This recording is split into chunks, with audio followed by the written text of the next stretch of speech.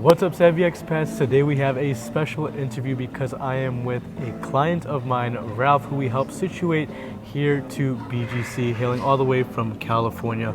Ralph, it's a pleasure to have you on. Thank you so much for having me on. I tell you, it's a pleasure. Of course. So how long ago was it that we were on our initial introductory call together?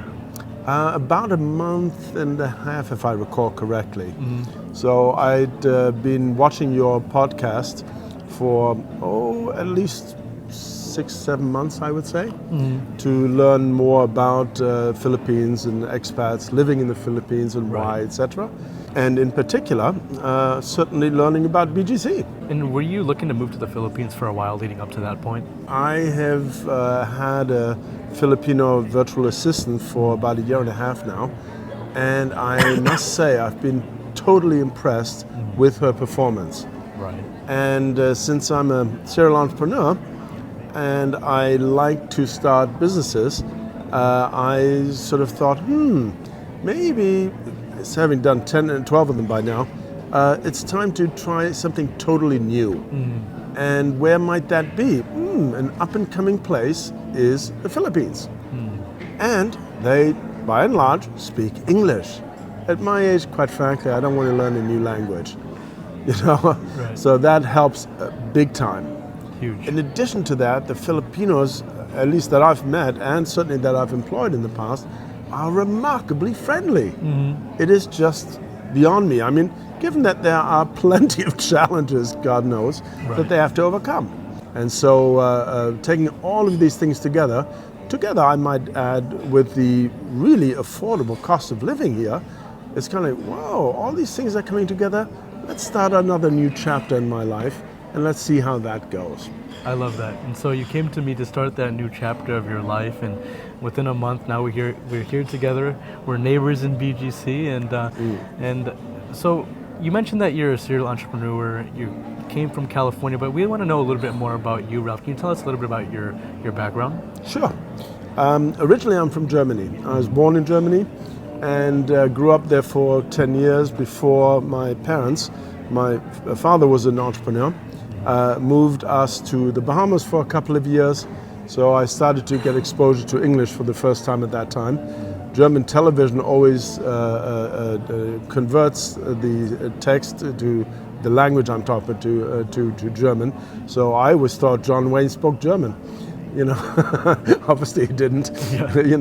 Anyway, so I got exposed to English there first, and then after 2.5 years there, they moved back to Germany and sent us to boarding school in England, hence this peculiar accent. And then basically moved to the States for university at Duke University, graduated from that, and then went to Japan for a couple of years, and then decided finally, okay, it's time to start my first business. And so I moved over to the US and started my first company back in 1982. Yeah, wow. Yeah, a long time ago. Yes, God. Ooh, that's how many years before I was born? Yeah. Anyway, yeah, all right. So you've been in the game way longer since I've been alive. Yes, I've been around the block a few times. It's safe to say that you're a veteran in this. Yeah, if nothing else, experience. Whether I'm smarter at it is another matter, but I've certainly got lots of experience. Amazing. Leading up to this point, what business were you working on coming to the Philippines? The latest company is called nextpitch.tv, and the idea is, as we call, Shark Tank for everyone. Basically, it deals with the phenomenon, if you want to call it that, of equity crowdfunding. The catchphrase alone, Shark Tank for everyone, caught my eye when we were initially going back and forth with our emails. And switching gears a little bit into what led up to your move for the Philippines, what initially made you want to hop on call with me? Like in the planning stages, what were the bottlenecks of your move to the Philippines? There weren't too many bottlenecks. It's more a question of experience, ultimately. Meaning, I know that it is fundamentally wise to, should we say, reduce uncertainties, right? Assuming that you can afford to do so. And that means that, okay, relocating to another country, all the inevitable headaches from bank accounts to health insurance to finding a place to live, negotiating a lease, and on and on and on. It's kind of, can you do it? Sure, you can do it. Especially nowadays with the internet, it's easier probably than it ever was. But there is simply no substitute for the local expertise of people who've been there and done that. And so I made the decision pretty early on that, look, I want it to be as smooth the transition as it can be. Right. So let's explore this option since you had started to offer that. And I'm thrilled that I did. It was absolutely the right way to go. I'm very happy to hear that. Yeah, and ultimately what you're not even paying for is just helping you find you a place or going to the right destination, the right location, picking up from the airport. It's not necessarily that, but what you're really paying for is a peace of mind that everything's being taken care of for you. You're a busy guy. I think you hit that nail on the head. Yeah. That's really what it's for, and it has gone extremely smoothly. So, I can only highly recommend it, but take your chances otherwise. I appreciate that. For those of the viewers that are curious, how did the services and your experience help you overcome the initial move to the Philippines? Well, let's put it this way. First of all, Sheila in this particular case was very progressive in terms of not only finding locations, but documenting their locations. And I'm talking about with extensive pictures and so forth and so forth. So once we finally determined which place ideally met the criteria, we then went over the legal work, i.e. the lease stuff and so forth. Right.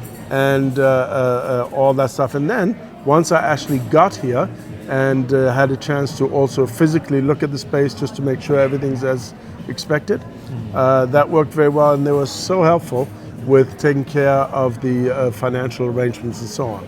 So it really made the whole process as painless as it can be, I do believe. I'm very happy to hear that, and ultimately helping you shortcut that move instead of having to do the due diligence yourself and whatnot, trying to find the right place and getting invested with the wrong realtors. And above all, the location. I mean, if you don't, I suppose you can do more research than I did. I don't know. All I knew is that, okay, I want to be in BGC. Why? Because it's the best of the West in the East. And a very affordable one at that, I might add. So it's kind of like, okay, that's all very nice. But where exactly in BGC? I've never been there. Where the hell is a good location for that? And boy, the location that I ended up with, I mean, my goodness, one block down and I've got a beautiful kisaten or coffee shop, Japanese coffee shop in this case, and serving exquisite cappuccino for $2.99 a cup. It's unbelievable. And that's in the most expensive part of Manila, for God's sake. That's fantastic. I thoroughly love it. Absolutely. And so, Ralph, for those that are looking to make the move to the Philippines and they want it done in the most smooth way possible coming into the retirement years, what would you say to those that are looking to do so, to do what you did with this move?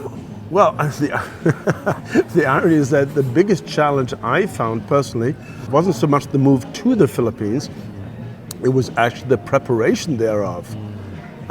In other words, we already discussed the aspects of once you decide where you want to be and how long and so forth, but that's obviously what your service is all about, and I'm thankful that that's available. But that was not where the challenge lies. The challenge lies in literally, in my case at least, saying, okay, I'm going to travel with one large, one small suitcase, and a backpack. And that's it. No more. Everything else has to go either into storage or donations or what have you. And boy, it's amazing how much stuff we accumulate is all I can tell you. Absolutely. So dealing with that stuff is extremely troubling, or can be. And so at least I find it challenging. And the other one is think ahead, especially when it comes to finance. Meaning, make sure you retain, for those coming from the US in this case, make sure you retain a US phone number. Make sure that your bank cards, let's say Chase, Citi, or whatever the hell bank you use, that you probably extend the damn card before you come here. I'm talking about for those who are not just coming for 1 month or whatnot, who cares? If one's contemplating to move over here, potentially as an expat, the longer the card validity, the better. because it's not easy to get the damn replacements. Absolutely. Make sure you have a physical address for where your mail can be scanned, and then you can open it and have it sent to you over here afterwards and so on. In other words, all of these things can and should must be before you leave. Once you left, you're stuck until the next time you go back to the States in this example. Those are very, very crucial tips, and I think that's often not mentioned enough, is sorting out the finances when it comes to making it to the Philippines. So ultimately, would you say that the hardest part or the most challenging part of making the move here was tying up the loose ends back in the States before hopping on that flight? Oh, most definitely. Most definitely. But, if you know what you want and made up your mind, then it can go very smoothly, or at least it has in my case. Troublesome, yes, but smooth. And last question in regards to working with our expat relocation program. All in all, what would you say your experience is working with our services? Oh, absolutely delightful. I mean, make sure you install WhatsApp. we do communicate very closely on WhatsApp. Yeah, otherwise you're stuck. Yeah. So, I installed the WhatsApp, and boy, it's been very responsive, and quite frankly, I couldn't want any more. So all I can do is recommend it, and I don't even get paid for this, my God. Yeah, we're just having tea together. That's it, guys. Oh, okay, all right. He bribed me with a cup of tea. I bribed him with a cup of tea, and it worked. He's learning from the English. It's English breakfast tea. Well, I heard you came from England in the past, so that's why right. I had to do my due diligence. Yeah, exactly. And I don't do opium, so so basically that certainly did the trick. Yeah. So. Speaking of, let's switch gears a little bit more into California and your life back there. As far as your expenses goes, how much were you paying for rent back in Cali? Basically, rent in the Los Angeles area, which was Mar Vista that I was in, averaged around $3,200, and that's nothing fancy, I can tell you. Rent has gotten ridiculously expensive. And then, of course, you have your utilities on top of that and so forth. So Los Angeles is definitely becoming an expensive place to live. So in comparison, I could not believe the affordability of rent here. That was a very pleasant experience, quite frankly. 100%, and that's also us living in the most expensive city in the Philippines as well. Yeah, that's the whole point. It's kind of like, from here, it only gets better, cost-wise I'm talking about, when you go to other parts, from like Davao or Cebu or wherever, which I have never done yet, but I will, I'm sure. So you're spending roughly around $3,200 in rent in California. Coming out here to BGC, if you're comfortable with disclosing, how much are you paying for rent here? It's about 40,000 pesos. That's about let's say $700 roughly, depending on the exchange rate. Plus, of course, utilities separate. But my goodness, let's be generous. By the time you add electricity and whatever the utilities are, you're maybe looking at $1,000 tops. Yeah. I mean, that is kind of like, whoa. I mean, let's put it this way. You feel positively rich by mere virtue of the cost being, in relative terms, so affordable. Yes, especially compared to the West. And that's what we always talk about on the channel, is the idea of arbitraging your lifestyle. Right. Taking your U.S. income and bringing it to Southeast Asia, you'll get more bang for your buck, which is clearly what you're experiencing right now. Yeah. Now, as far as choosing location, what made you want to choose BGC over any other province in the Philippines? Well, let's face it, I'm no spring chicken. So the Philippines, let's be clear, also has a big problem with poverty, And while I'm not unduly concerned about security, I definitely am concerned about the other things in life, shall we say, right. Especially when you move to a new place. So it's kind of like, just a moment. If I can go to a place, meaning BGC, that is both affordable and provides, in effect, a Western quality of life, that seems to me is about as safe as it's going to get. Now, explore it for a year. If then you want to go someplace else or whatever, fine. Nothing's lost. You know, by that time you've had, or I will have had plenty of chances to go to some of the 7,000 islands here, my God. I mean, hard to believe how many there are, and see what else I like, why that might be suitable or not. But at the outset, stick to where it makes sense, where it is in relative terms, a safe bet. And that's exactly what I decided to do. So that's, I think, the way to do it, and then I'll know more by this time next year. Yeah, absolutely. I mean, you're still relatively new to living in the city. So with that being said, how has your experience been so far living in BGC for the past week or so? Well, I have to admit, I did come down with some sickness about 2 days after I arrived, but it has nothing to do with the Philippines. Maybe it's my age, it doesn't really matter. So that definitely didn't make it for the pleasant experience. But beyond that, I have gone out quite a bit, and I've been amazed at the availability of different foods, not just obviously Filipino foods, but Chinese, Japanese, European I haven't actually found yet, I'm sure it's here too, but Mexican even, you name it. I mean, it's very broad, and they seem to love shopping malls here, my God.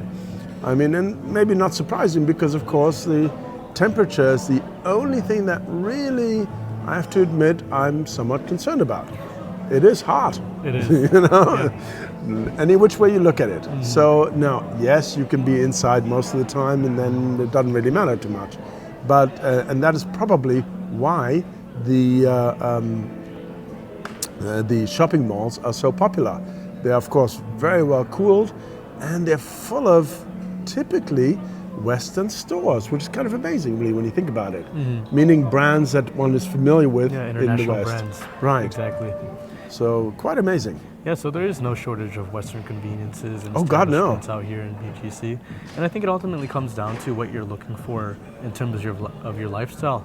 I was looking through the comments this morning, and someone was saying that they don't see why one would move to BGC or Makati in the Philippines if you're leaving the West just to live in another Western bubble. But I think it really depends on what you're looking for, the lifestyle that you want to live.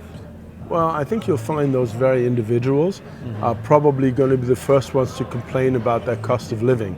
Exactly. So it's kind of like, hey guys, first of all, if you can have arguably a good quality of life that is suddenly affordable, that in its own right should be enough. Now, I'm not saying there's anything wrong with going out, I don't know, the province, I suppose, but you know, let's face it, it is a very different environment. Very. And yes, they may speak English by and large and so on, but in the province, I think it's definitely a different experience. Right. So, you know, don't jump over the fence too much, you know, one step at a time. And definitely, it is, in my opinion, well worth the experience up to this point, especially the Philippines is such a young country, meaning the average age, I'm guessing, is around 25, 30, something like that. This compares probably, again, I'm totally guessing, in the US it's probably 45 to 48 or something in that range. So it's kind of, whoa, that's a big difference. Well, why does this make a difference? It means that when you combine that with the society that, quite frankly, respects age. Well, I happen to be aged, you know, so, you know, I could do with a bit of respect here, you know. It's a nice plus.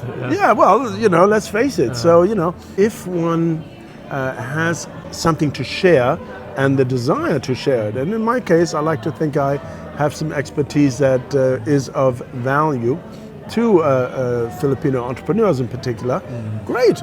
You know, one hand washes the other.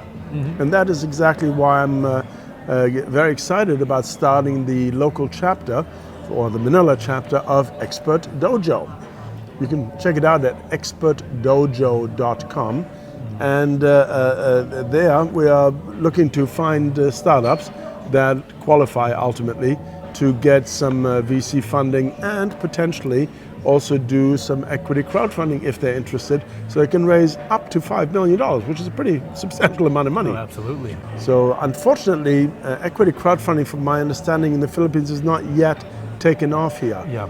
But if you do an equity crowdfunding campaign in the US, for which you have to establish a US company, you can, of course, own the Filipino company from the American company that you start, and suddenly get investors from all over the world, not just the US, i.e. including Filipino investors. So, Amazing.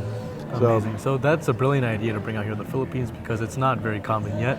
I hope nobody steals this idea via this video. Well, may the best man win, and I got my money on Ralph here. well, thank you very much. And so, you talk about starting a business out here in the Philippines, and you're an entrepreneur.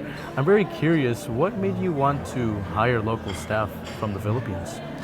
Well, I mean, it was quite ironic in that about a year and a half ago, maybe almost 2 years ago, I was working in a co-working space in California, and one of the other gentlemen, his name is Amul, he has been using virtual assistants from the Philippines for many years. And we were sitting there having a coffee, and we were talking, and he said, "Ralph, I know what you need. You need a virtual assistant." And I said, "Yes, you might be right, but I also need a budget." And unfortunately, the two apparently will not meet. So, who cares? Right. Well, he's originally Indian, but grew up in Britain, and he doesn't take no for an answer. And so he went to Upwork and was able to finagle it so that basically he posted the essence of what I needed.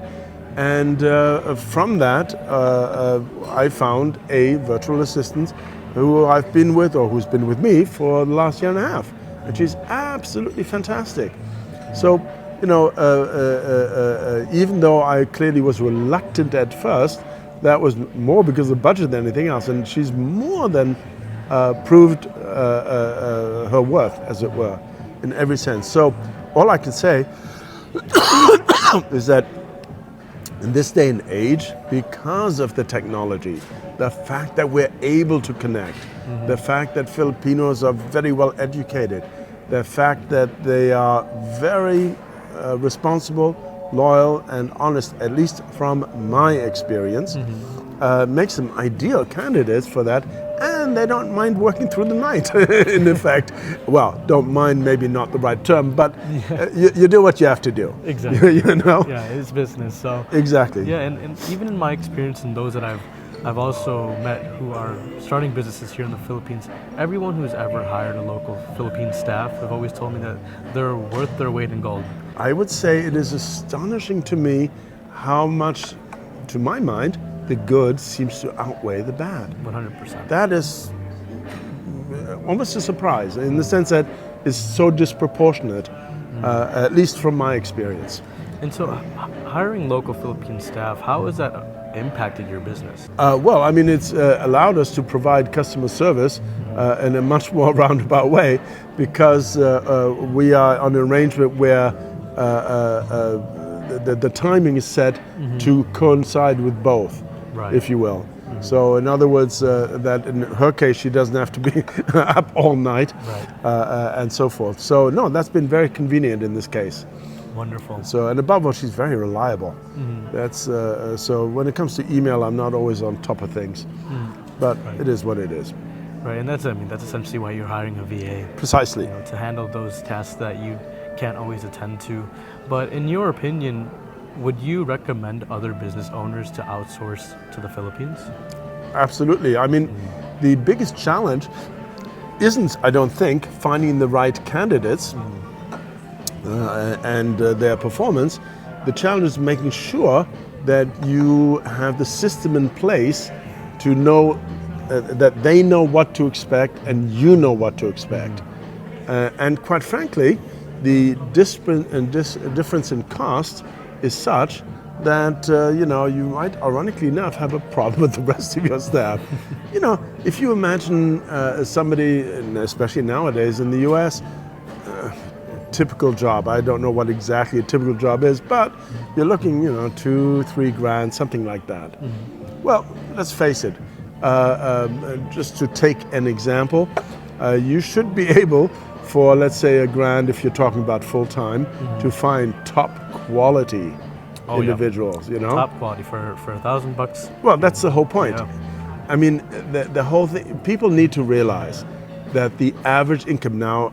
VAs are not exactly average income, if you will, but the average income in the Philippines, I believe, is around $300 to $400 a month. Well, if $300-400 a month for the total income, and suddenly you're getting a grand, wow, that really puts you up there in relative terms. So you can get top quality, and if you treat them right, they will really work well for you. And typically experience, from my typical experience. 100%. Both you and I can vouch for that. Yeah, and so, quite frankly, you'd be foolish not to. And so, Ralph, in the process of settling down in the Philippines, what would you say are some of the initial culture shocks that you experienced here? The laugh says it all, by the way. Filipinos have a peculiar, let me put it this way. I went to a hotel when I first arrived here for a couple of days, and nice hotel, 2-year-old hotel, so it's pretty much new, and I couldn't believe it, in the sense that in the shower or in the bathroom, you have a glass wall to separate the shower and a glass door, but the floor was totally even. Well, that obviously means that when you take a shower, the water is going to flow into the rest of the bathroom. Now, this is not unusual. It's not like Filipinos don't know this. So they generally also have at least a lip or something to make sure that the water doesn't flow so easily. But here, for whatever reason, somebody made a decision, no, we're not going to do that. And suddenly the whole bloody thing is even at a keel. The important part, does it really matter? Practically speaking, probably not too much. But it's the little things like that that are often perhaps overlooked.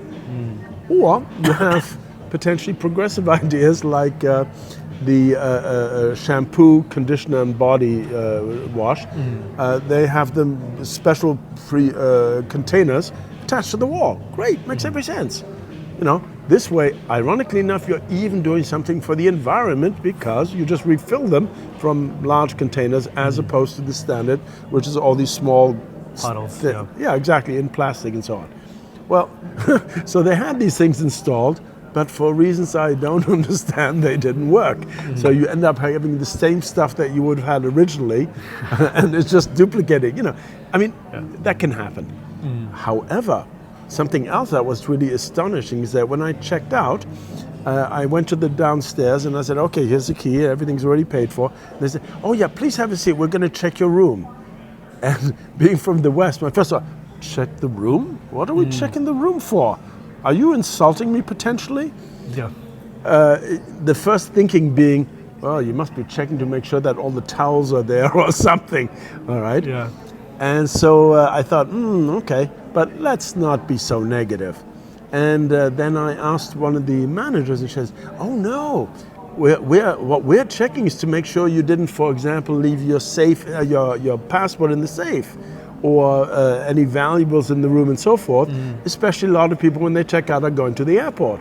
So can you imagine they leave their passport behind or whatever? What a major headache, both for them and for us. So by checking the room, we're being proactive, not in any way insulting you or insinuating anything else. It's kind of, whoa, now that's a very interesting way to think about it. That never certainly occurred to me. I've never encountered that in the West. Actually, yeah, that I just came to realize that is something that I've never experienced in the West either, that I do see here in the Philippines when checking out, is they ask to check the room, and I don't know if they're scared that we're going to steal a few bars of their soap or a robe or something, but yeah, I didn't realize that from that perspective they're making sure that you don't leave anything behind. Yeah, I think that's it. Let's put it this way. Do they also check that all the towels are there? Probably. I'm sure. Yeah, that is one thing. But they gave you the right answer. Yeah, well put. Exactly right. So, but certainly a very positive spin on it. And I would say, okay, I like that. I mean, I love Asia in general because people are so much more polite and considerate in general and so forth. So I'm just thrilled to be back in Asia because it is really very progressive, in my opinion. Absolutely. And in your experience, what were the differences between renting in the States versus renting in the Philippines? Well, I'm not sure I'm entirely qualified to answer that in the sense that I've only just started renting here. Let's put it this way. In the States, getting support can be quite a challenge. Now, here, on the other hand, at least from my experience so far, you're renting a place that is typically a condo that is in a high-rise building, at least here in BGC. What that means is that the building comes with its own security, and they have all kinds of rules when you want to bring anything in, friends included, and what have you. So it's a very different animal compared to what you typically have in the States. Don't forget, the big difference, if you will, between there and here is that over here, to all intents and purposes, labor is affordable or cheap. Absolutely. And as a result, you have security guards left, right, and center, and you name it. In the West, my God, if you're paying somebody thousands of dollars just to be a security guard, as a matter, it's kind of, gee, do we really need a security guard? Yeah, maybe we don't. Yeah. Let's put a camera there, see if that'll suffice. So from that point of view, it's a very different experience. But, let's hope that if I have any issues, my landlord will be accommodating. I'll find out when the time comes. 100%. And I think that, when it comes to using a service, that's the purpose of it, is to be able to have somebody to connect you to the right people. Say, for example, your light bulbs are not working. You're going to go to your landlord sometimes, and we've seen it a lot in the Philippines. The landlords aren't always very responsive once they have you fully moved in. Yeah, right. So you have to have the right connections out here, and that's what I always stress in these videos. But more gearing towards your experience with the locals, how have the locals in the Philippines treated you so far in your stay here? Oh, absolutely fantastic.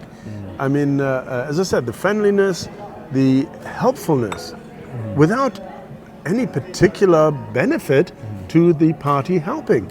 That's the important part. It's not like, okay, are we going to get a tip or what have you? No, there seems to be a genuine helpfulness. And, I cannot deny it also helps that for right or for wrong, Caucasian, typically I would say, are seen here as American, regardless of where they're from, and are afforded, quite frankly, privileged status. Yeah. It doesn't matter whether it's right or wrong. It's how it is. Exactly, it's the reality, and why not take advantage of it, right? Precisely. I wouldn't even say taking advantage of it is the right word, but you just come out here and you get those privileges, and that's a good thing. Yeah, exactly. Well, let's put it this way: appreciate it and reciprocate by all means.